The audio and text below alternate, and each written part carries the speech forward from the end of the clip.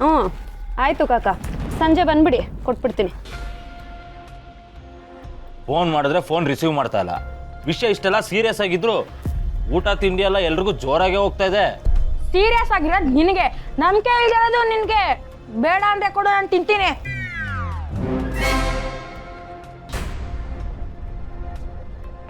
Low ಅವ್ನು ಬಂದ ಕಣೋ, ನೀವಿಬ್ರು ತೆಪ್ಪಗಿದ್ರೆ ಸರಿ, ಇಲ್ಲ ಅಂದ್ರೆ ಇಲ್ಲೇ ಹೂತಾಕ್ಬಿಡ್ತೀನಿ ಅಷ್ಟೇ, ಗೊತ್ತಾಯ್ತಾ?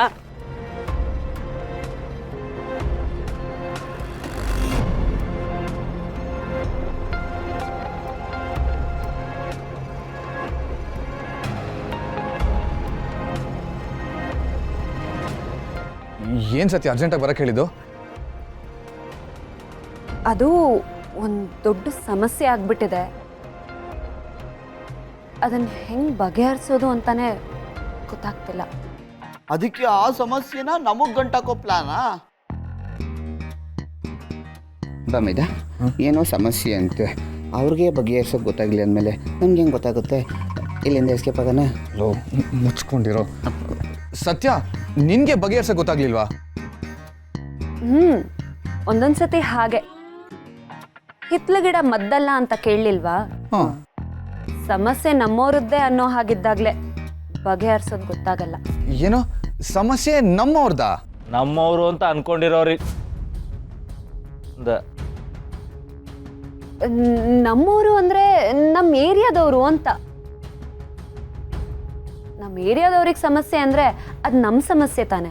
ಏನು ಈ ಏರಿಯಾದವ್ರಿಗೆ ತೊಂದರೆ ಆಗಿದ್ಯಾ? ನೋವೇ, ಈ ಏರಿಯಾದವ್ರಿಗೆ ಯಾವುದೇ ರೀತಿ ತೊಂದರೆ ಆಗ್ಬಾರ್ದು. ನಾನು ಏರಿಯಾದವ್ನು ಆಗಿಲ್ದೇ ಇರ್ಬೋದು, ಆದ್ರೆ ಏರಿಯಾಗೂ ನನಗೂ ಒಂಥರ ಎಮೋಷನಲ್ ಬಾಂಡಿಂಗ್ ಇದೆ.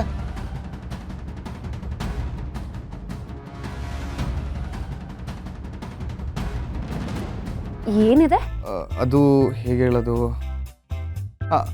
ಸತ್ಯ ಅದು ಅದು ಬಾಂಡಿಂಗು.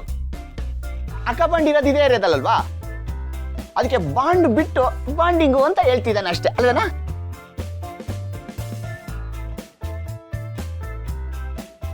ಆದ್ರೂ ನಿನಗೆ ಪ್ರಾಬ್ಲಮ್ ಸಾಲ್ವ್ ಮಾಡೋಕ್ಕಾಗದೆ ನನ್ನ ಹತ್ರ ಸಹಾಯ ಕೇಳ್ತಾ ಇದೆಯಾ ಅಂದ್ರೆ ಇವಾಗ ಗೊತ್ತಾಯ್ತಾ ನನ್ನ ವ್ಯಾಲ್ಯೂ ಏನು ಅಂತ?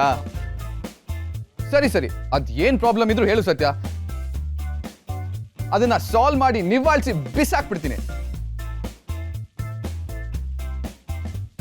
ಹೇಳು ಹೇಳು.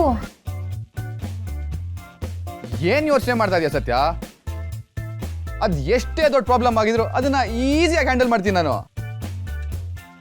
ಈ ಪ್ರಾಬ್ಲಮ್ ಅನ್ನೋದು ನನ್ಗೊಂಥರ ಚೂಯಿಂಗ್ ಗಮ್ ಇದ್ದಂಗೆ, ಚೆನ್ನಾಗಿ ಅಗ್ದು ಉಗಿದ್ ಬಿಡ್ತೀನಿ. ಹೇಳು ಸತ್ಯ, ಹೇಳು. ಒಬ್ಬ ದೊಡ್ಡ ಮನುಷ್ಯ ನಮ್ಮ ಏರಿಯಾದವ್ರನ್ನೆಲ್ಲ ಯಾಮಾರಿಸಿ ಅವ್ರ ಆಸ್ತಿ ಪತ್ರನೆಲ್ಲ ಲಪ್ಟಾಯಿಸ್ಕೊಂಡು ಹೋಗಿದ್ದಾನೆ.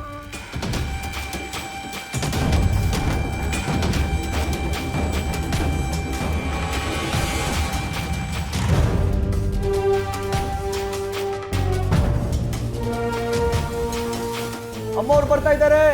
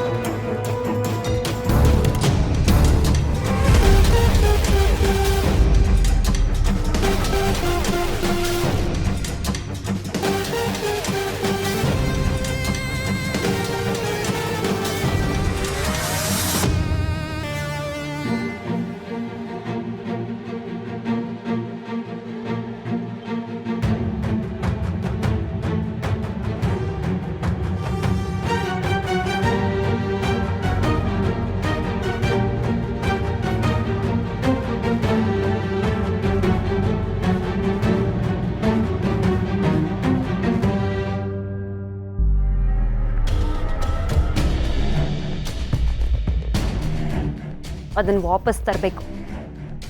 ನಮ್ಮ ಏರಿಯಾದವ್ರಿಗೆ ಅನ್ಯಾಯ ಆಗಬಾರ್ದು. ಓ ಇದಾ ವಿಷಯ? ಬಡವ್ರನ್ನ ಮುಟ್ಟಕ್ಕೆ ಹಿಂಜರಿಯೋ ಜನ ಅದೇ ಅವ್ರ ಆಸ್ತಿ ಅಂದ್ರೆ ನಾನ್ ಮುಂದು ತಾನ್ ಮುಂದು ಅಂತ ಕೈ ಚಾಚ್ಕೊಂಡ್ ಬಂದ್ಬಿಡ್ತಾರೆ.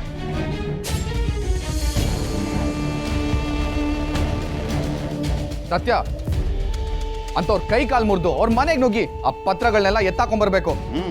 ಹೌದಾ? ಹಾಗೆ ಮಾಡೋಣವಾ? ಮಾಡಣ್ವಾನ? ವಾ ಏನ್ ಐಡಿಯಾ ಕೊಟ್ಟೆ ಬಾಮೈದ, ಸೂಪರ್. ಅಂತ ಮಾಸ್ ಹೆಂಗಿದ್ರು ನನ್ನ ಬಾಮೈದ ಕರೆಕ್ಟಲ್ಲಿ ಬ್ಲಾಕ್ ಬೆಲ್ಟ್. ಖಂಡಿತವಾಗ್ಲೂ ಅವ್ರ ಮನೆಗೆ ನುಗ್ಗಿ ಕೈ ಕಾಲು ಮುರಿದು ಮೂಟೆ ಕಟ್ಟಿ ಎತ್ತಕ ಬರ್ಬೋದು. ಸುಮ್ಮನಿರು, ವಿಡಿಯೋ ಕೇಳಿದ್ದು ನನ್ನ ಇನ್ನಲ್ಲ ಸ್ವಲ್ಪ. ನೋಡು ಸತ್ಯ, ನಾವು ಹಾಗೆಲ್ಲ ಮಾಡ್ಬೋದು, ಅದು ದೊಡ್ಡ ವಿಷಯನೇ ಅಲ್ಲ. ಆದರೆ ಇಂಥ ಸೆನ್ಸಿಟಿವ್ ವಿಷಯನ ನಾವು ಶಕ್ತಿಯಿಂದ ಅಲ್ಲ, ಯುಕ್ತಿಯಿಂದ ಸಾಲ್ವ್ ಮಾಡಬೇಕು. ಏರಿಯಾ ಜನರು ಸಮಸ್ಯೆ ಅಂತ್ಯ ತಾಕತ್ಕಿಂತ ತಲೆ ಉಪಯೋಗಿಸೋದು ಬೆಟರು.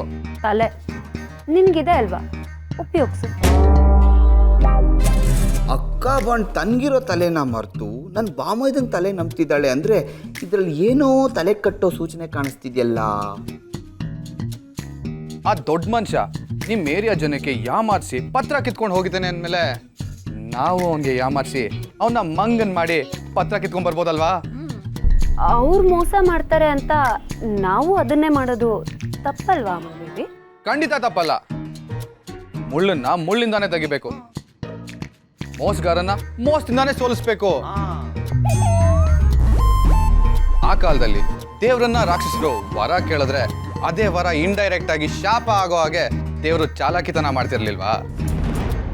ಕೆಟ್ಟದನ್ನ ನಾಶ ಮಾಡಕ್ಕೆ ಕೆಟ್ಟ ದಾರಿ ತುಳಿಯೋದು ಕೆಟ್ಟದೇನಲ್ಲ. ಏನ್ ಬಾಮೈದ ಏನನ್ನ ತಿಳ್ಕೊಬಿಟ್ಟಿದ್ಯಾ? ಮಾತಾಡೋದೇನೋ ಸುಲಭ, ಆದರೆ ಅದನ್ನ ಮಾಡಿ ತೋರ್ಸೋದೇ ಕಷ್ಟ. ನಮಗೀಗ ಭಾಷಣ ಬೇಕಾಗಿಲ್ಲ, ಐಡಿಯಾ ಬೇಕು.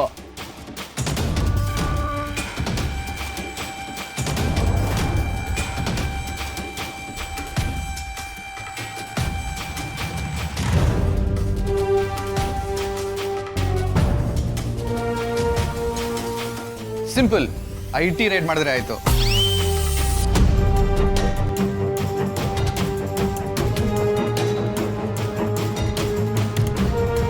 ಹೆಜ್ಜೆನ್ ದಾಳಿಗೆ ಎದುರ್ಕೊಂಡಿರೋ ಜನ ಇನ್ಕಮ್ ಟ್ಯಾಕ್ಸ್ ದಾಳಿಗೆ ಖಂಡಿತವಾಗ್ಲೂ ಎದುರ್ಕೋತಾರೆ.